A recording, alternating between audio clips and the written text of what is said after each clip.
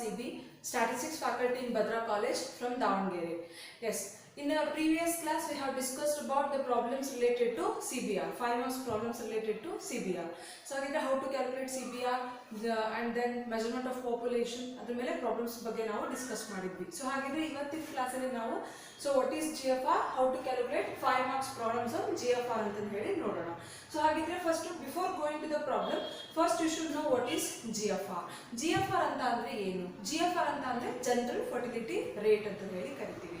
So general fertility rate means what? General fertility rate. So fertility rate ಬಗ್ಗೆ ನಾವಿಲ್ಲಿ ಮಾತಾಡ್ತಾ ಇದೀವಿ. GFR is one of the measurement of fertility ಅಂತ ಹೇಳಿ ಕರಿತೀವಿ. So you should know that measurement of fertility ಅಲ್ಲಿ we have 4 measurement.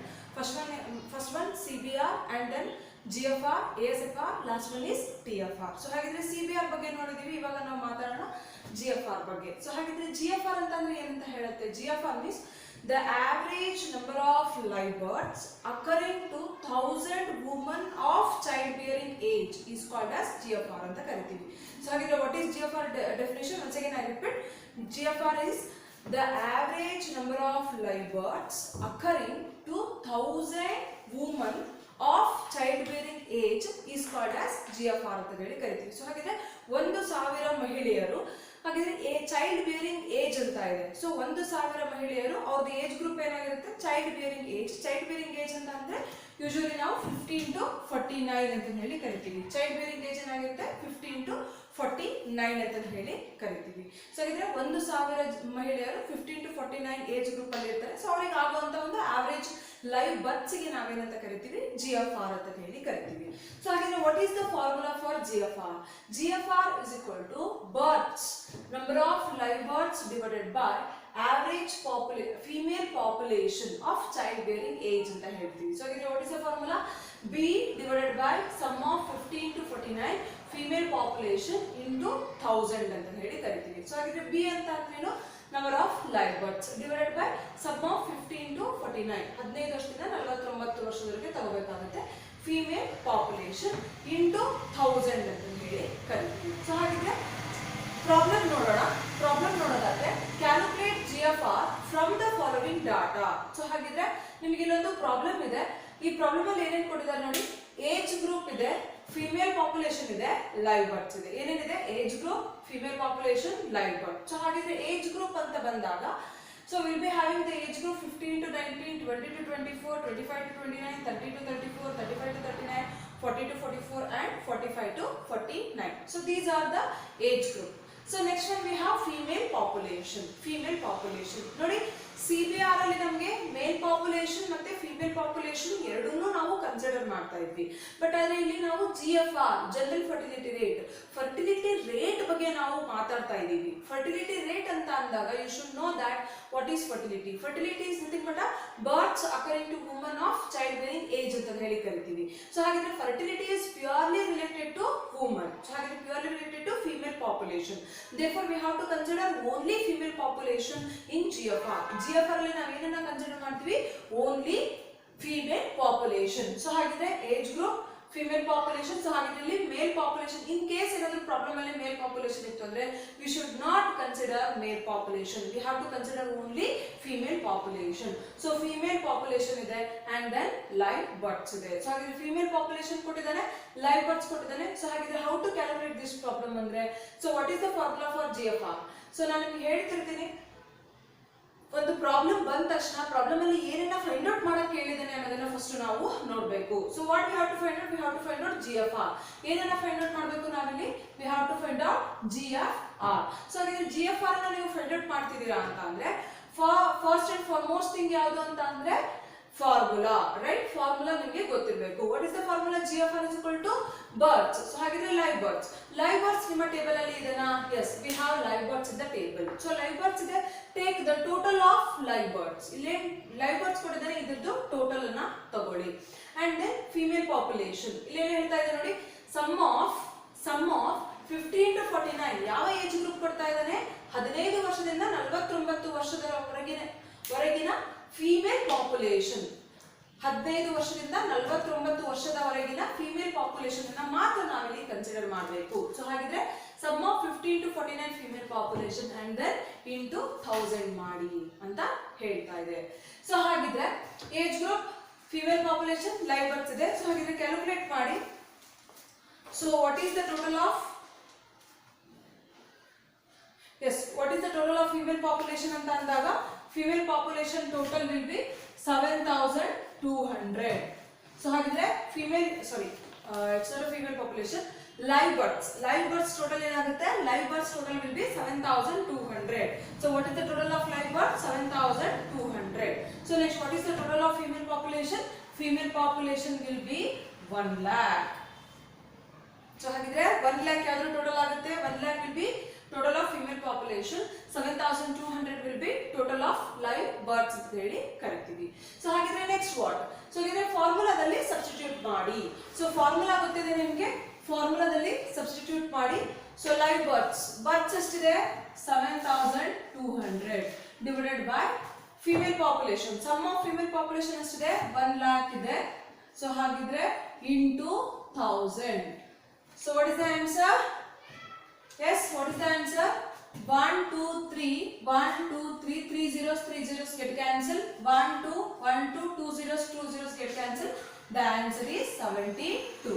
GFR is equal to 72. Clear? Yes. So ಹಾಗಿದ್ರೆ ಇಲ್ಲಿ ನಿಮಗೆ 5 marks ಗೆ combined question ಕೇಳ್ತಾನೆ. 5 marks ಗೆ combined question. Calculate CBR and then GFR.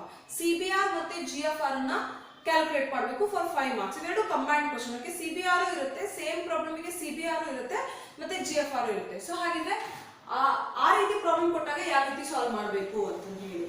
So ಹಾಗಿದ್ರೆ ನಿಮಗೆ ಪ್ರಾಬ್ಲಮ್ ಬಂದು ಯಾವ ರೀತಿ ಇರುತ್ತೆ ಅಂದ್ರೆ combined problem.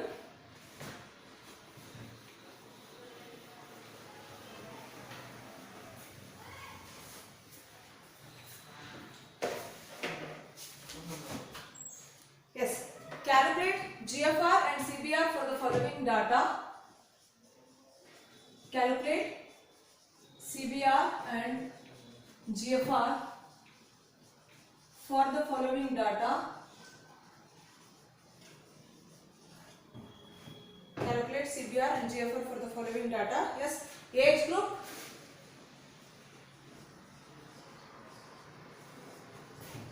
Male population, female population,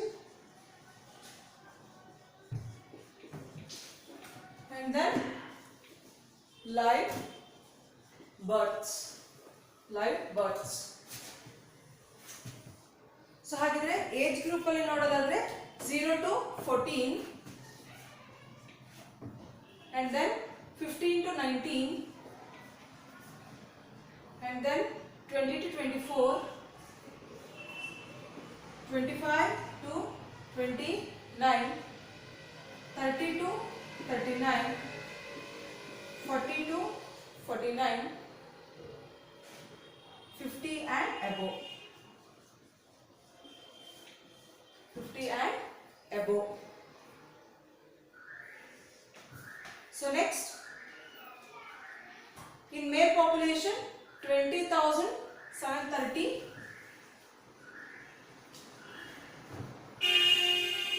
7,366, 7,300. Okay, this is your CBR and GFR combined problem.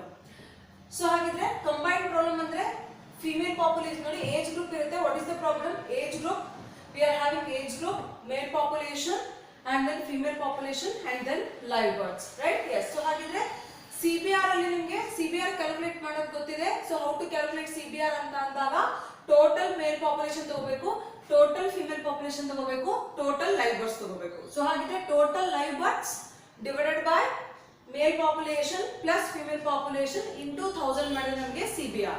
So ಹಾಗಿದ್ರೆ GFR ಅನ್ನ ಯಾವ ರೀತಿ ಕ್ಯಾಲ್ಕುಲೇಟ್ ಮಾಡೋದು? ಸೊ ನಾನು ನಿಮಗೆ ಹೇಳ್ಕೊಟ್ಟಿದ್ದೀನಿ GFR, how to calculate GFR ಅಂತ ಅಂದಾಗ in GFR you have to take 15 to 49. So ಹಾಗಿದ್ರೆ 15 ವರ್ಷದಿಂದ 15 ವರ್ಷದಿಂದ 49 ವರ್ಷದವರೆಗೆ ಮಾತ್ರ ನಾವಿಲ್ಲಿ ಏನ್ ಮಾಡ್ತೀವಿ ಕನ್ಸಿಡರ್ ಮಾಡ್ತೀವಿ 15 to 49 ಇಯರ್ಸ್. ಸೊ ಹಾಗಿದ್ರೆ ಇಲ್ಲಿ ಫೀಮೇಲ್ ಪಾಪ್ಯುಲೇಷನ್ ಅನ್ನ ಮಾತ್ರ ಕನ್ಸಿಡರ್ ಮಾಡಬೇಕು. ಯಾವ್ದನ್ನ ಕನ್ಸಿಡರ್ ಮಾಡಬೇಕು? ಫೀಮೇಲ್ ಪಾಪ್ಯುಲೇಷನ್ ಅನ್ನ ಮಾತ್ರ. ಸೊ ಹಾಗಿದ್ರೆ ಫೀಮೇಲ್ ಪಾಪ್ಯುಲೇಷನ್ ಎಷ್ಟಿದೆ ನೋಡಿ, 7310 ಇಂದ 40 to 49 ವರೆಗೂ 6010. ಸೊ ಹಾಗಿದ್ರೆ ಇಲ್ಲಿಂದ ಇಲ್ಲಿವರೆಗೂ ಮಾತ್ರ 7310 to 6910 ಇದ್ರದ್ದು ಮಾತ್ರ ನಾವು ಟೋಟಲ್ ಅನ್ನ ತಗೋಬೇಕಾಗುತ್ತೆ. ಯಾವಾಗ GFR ಅನ್ನ ನಾವು ಕ್ಯಾಲ್ಕುಲೇಟ್ ಮಾಡಬೇಕಾದ್ರೆ, GFR ಕ್ಯಾಲ್ಕುಲೇಟ್ ಮಾಡಬೇಕಾದ್ರೆ ಇದಿಷ್ಟು ಟೋಟಲ್ ಮಾತ್ರ ತಗೋಬೇಕಾಗುತ್ತೆ. 15 to 49 years female population total ಮಾತ್ರ ತಗೋಬೇಕಾಗುತ್ತೆ. ನಮಗೆ ಆಸ್ ಇಟ್ ಇಸ್ ನಮಗೆ ಲೈವ್ ಬರ್ತ್ಸ್ ಇಲ್ಲಿ ಸಿಗುತ್ತೆ. Number of live births total divided by female population 15 to 49 female population total ಮಾಡಿದ್ರೆ ನಮಗೆ ಏನು ಸಿಗುತ್ತೆ GFR. ಸೊ ಹಾಗಿದ್ರೆ ನೋಡೋಣ how to calculate CBR. Okay, so ಹಾಗಿದ್ರೆ CBR ಯಾವ ರೀತಿ ಕ್ಯಾಲ್ಕುಲೇಟ್ ಮಾಡ್ತೀರಾ ಅಂದ್ರೆ, so what is the formula for CBR? What is the formula for CBR? CBR is equal to B divided by P into 1000. So ಹಾಗಿದ್ರೆ ನೀವು total consider ಮಾಡೋದಾದ್ರೆ, total ತಗೊಳ್ಳೋದಾದ್ರೆ ಎಷ್ಟು ಬರುತ್ತೆ ಅಂದ್ರೆ, male population 67,206, female population total 64,060. So ಹಾಗಿದ್ರೆ next one live births total ನೋಡೋದಾದ್ರೆ 1868. So these are the total. Okay, so ಹಾಗಿದ್ರೆ ಇವಾಗ ಏನ್ ಮಾಡಿ, ಬರ್ತ್ಸ್ ಇದೆ, ಲೈವ್ ಬರ್ತ್ಸ್ ಟೋಟಲ್ ತಗೊಳ್ಳಿ, is equal to how much 1868 divided by male population ಎಷ್ಟಿದೆ 67,206 plus 64,060 into 1000 ಮಾಡ್ಕೊಳ್ಳಿ. ಸೊ 1868 ಡಿವೈಡೆಡ್ ಬೈ ಎರಡನ್ನು ಆಡ್ ಮಾಡ್ಕೊಳ್ಳಿ, ಇಂಟು 1000 ಮಾಡಿ. What is the answer? The answer is 14.23 is your CBR. 14.23 is your CBR. Okay, yes. So ಹಾಗಿದ್ರೆ next ಒಂದು calculation ಯಾವುದು ಅಂದ್ರೆ GFR. So ಹಾಗಿದ್ರೆ GFR ಅನ್ನ ನೋಡೋದಾದ್ರೆ, GFR, so what is the formula for GFR ಅಂತ ನೋಡೋದಾದ್ರೆ, GFR is equal to births divided by sum of 15 to 49 female population into 1000 ಅಂತ ಹೇಳ್ತೀವಿ. ಸೊ ಹಾಗಿದ್ರೆ ಬರ್ತ್ಸ್ ಟೋಟಲ್ ಏನಿದೆ 1868 is births total, right? So next ಇಲ್ಲಿ ನೋಡಿ ಫೀಮೇಲ್ ಪಾಪ್ಯುಲೇಷನ್ ಅನ್ನ ಮಾತ್ರ ತಗೋಬೇಕು. Total of female population 15 to 49. So ಹಾಗಿದ್ರೆ 15 to 49 ವರೆಗೂ ಇದು ನಿಮಗೆ total 7310 plus 7120 plus 5860 plus 9120 plus 6910 ಇದಿಷ್ಟು ನೀವು ಟೋಟಲ್ ತಗೊಂಡ್ರೆ ಏನಾಗುತ್ತೆ ಅಂದ್ರೆ 36,320 into 1000, right? So yes, live births total ಏನಿದೆ 1868 divided by female population total ಏನಿದೆ 36,320 into 1000. So ಹಾಗಿದ್ರೆ what is the answer ಅಂತ ಅಂದ್ರೆ 51.43. So what is the answer for this? 51.43 is your GFR. So ಹಾಗಿದ್ರೆ ಈ ರೀತಿ ಕಂಬೈನ್ಡ್ ಕ್ವಶನ್ ಕೊಟ್ಟಿದ್ರು ಅಂತ ಅಂದ್ರೆ ಮೇಲ್ ಪಾಪ್ಯುಲೇಷನ್ ಮತ್ತೆ ಫಿಮೇಲ್ ಪಾಪ್ಯುಲೇಷನ್ ಎರಡು ಪಾಪ್ಯುಲೇಷನ್ ಕೊಟ್ಟಾಗ ಹೌ ಟು ಕ್ಯಾಲ್ಕುಲೇಟ್ GFR ಅಂತ ಅಂದಾಗ you should take only 15 to 49 years age group total. 15 to 49 years ಏನ್ ಏಜ್ ಗ್ರೂಪ್ ಇರುತ್ತೆ ಆ ಟೋಟಲ್ ಅನ್ನ ಮಾತ್ರ ನೀವು ತಗೋಬೇಕಾಗುತ್ತೆ.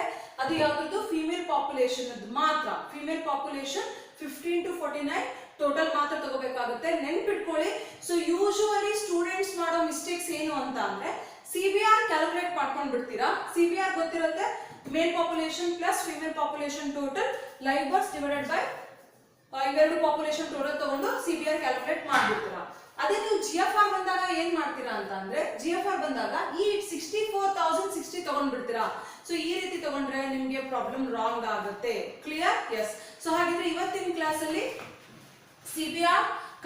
CBR ಮತ್ತೆ GFR ಬಗ್ಗೆ ಕಂಬೈನ್ಡ್ ಪ್ರಾಬ್ಲಮ್ ಮಾಡೋದನ್ನ ನೋಡಿದ್ವಿ. ಸೊ ಹಾಗಿದ್ರೆ ನಾಳೆ ಕ್ಲಾಸ್ ಅಲ್ಲಿ ಏನ್ ನೋಡೋಣ ಅಂತ ಅಂದ್ರೆ ನೆಕ್ಸ್ಟ್ ಕ್ಲಾಸ್ ಅಲ್ಲಿ ನಿಮ್ಗೆ ನಾನು ASFR ಮತ್ತೆ how to calculate ASFR and TFR ಅಂತ ಹೇಳಿ ತೋರಿಸ್ಕೊಡ್ತೀನಿ. ಸೊ ಹಾಗಿದ್ರೆ ಅಲ್ಲಿವರೆಗೂ till then bye all of you, take care.